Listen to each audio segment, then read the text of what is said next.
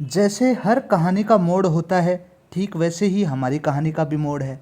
खैर, चल दिए थे हम ऋषिकेश के पहले दिन बाहर घूमने।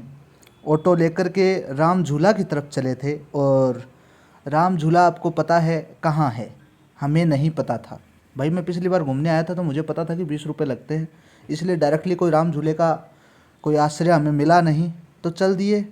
खैर, आपको दिखाते हैं कि हमने इस दौरान क्या क्या देखा। पहली बात तो ये जो सामने पहाड़ी दिख रही है ना, ये ऋषिकेश को सीमित करके रख देती है। आप किधर भी जाओ आपको ऐसे लगता है बस अब ख़त्म हुआ ऋषिकेश, अब ख़त्म हुआ, और कभी ख़त्म होता नहीं है, क्योंकि ऑलमोस्ट हर रोड कनेक्टेड होती है। आप देखते हैं, आपको वैसा माहौल लगता है, आप ज़्यादा चीज़ें पहचान पाते हैं। खैर, जैसे ही हम राम झूला की तरफ जाने को अग्रसर थे, ठीक वैसे ही हमें त्रिवेणी घाट दिखा सामने।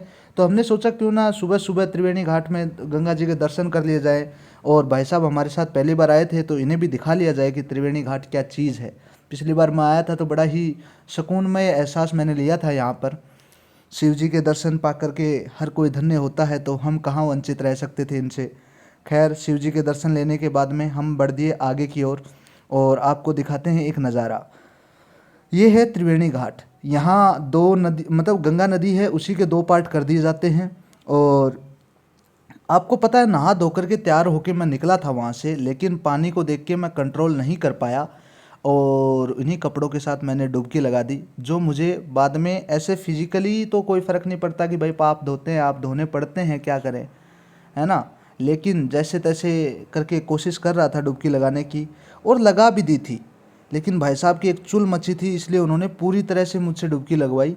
और जब पूरी तरह से डुबकी लगाने के बाद आदमी हो जाता है एकदम गीला, उस हालत में लड़के मोटिवेट कर रहे थे, बोला बैठ जा बैठ जा बैठ जा। उस हालत में बंदा करे तो करे क्या, जाए तो जाए कहाँ?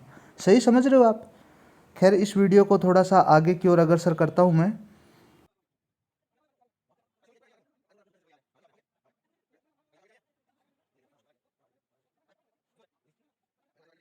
इसके बाद आपको पता है कि मेरे साथ अमित शर्मा जी गए हुए थे, तो उनका स्नान का जो प्रोग्राम है वो यहीं समाप्त हो जाता है। भाई साहब ने गंगे को प्रणाम किया, एक लंबा चौड़ा योग नगरी में फ़ोटोशूट चला भाई साहब का। फ़ोटोशूट होने के बाद में इसने कहा कि यार रजनीश, तू आया है तो तेरा भी बनता है।